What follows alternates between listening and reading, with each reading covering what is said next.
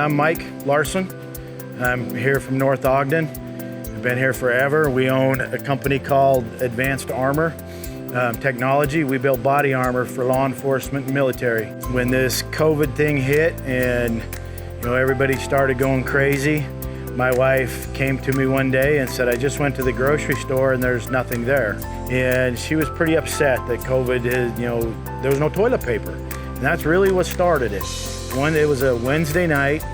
We were at home and I told her, I will take care of you. Without a shadow of a doubt, we'll make sure we have what we need. Later on that night, my daughter and I was sitting down watching TV, and there's a Disney cartoon called Phineas and Ferb. And there's the evil scientist guy, Dr. Doofenshmirtz. Every show makes what he calls an innator to take over the tri-state area. We were playing and I said, that's what we need to do. We need to make an anti-hunger innator and feed the people. And my daughter and I was joking and we said, yeah, instead of the tri-state area, let's take over the tri-city area. That night I couldn't stop thinking about it. So Thursday morning, I told Teresa, I said, I've got an idea. This is what I want to do. And she said, that's crazy, it'll never work. And I said, well, I can't stop thinking about it. So if we're gonna do it, we're all in or not at all, I'll call the mayors. We all got together and I said, I would like to start the TriCity Exchange. Instead of something where they give you a box of junk that you may or may not use, let's do it like a grocery store and do personal shopping and get them exactly what they need. And the mayors all said, great, let's do it. So this warehouse you're in now is full of CNCs and laser cutters. Friday, we hired everybody we could find to gut the place. And by 3 o'clock Friday afternoon, we opened the TriCity Exchange. When we did, we had 5 aisleways and 5 cans of food.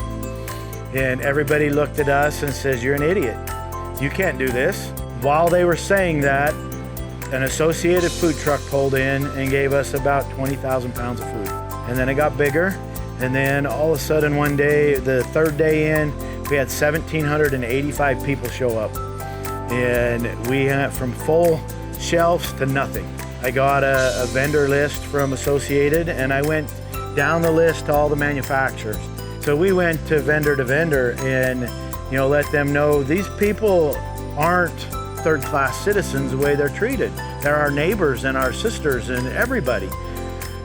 They saw that we were right and they said, if you won't waste our food, we'll give it to you. So we give bread, cereals, produce, milks, vegetables, as much as somebody can use, they can take it. So we set them up. Each person comes through with a personal shopper. We find out their family size, their needs, etc.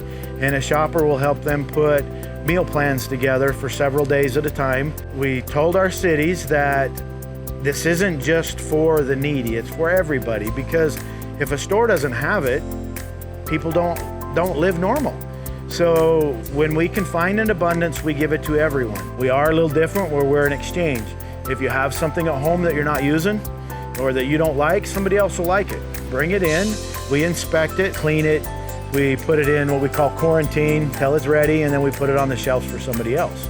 And through all of that, people are saying they can't get stuff for food banks. We now help over 40 different food banks, rescue missions, outreach centers, the 2 disabled vet centers in Utah. They come every 2 days and get everything they need to feed their people.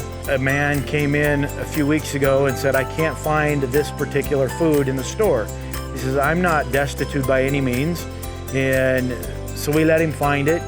His kid is autistic and wants this certain meal every Wednesday. We got it for him. It ended up being, 3 pounds of food. The next day, he brought a truckload of toilet paper, almost $3,000. He said, thank you. My child was happy that night.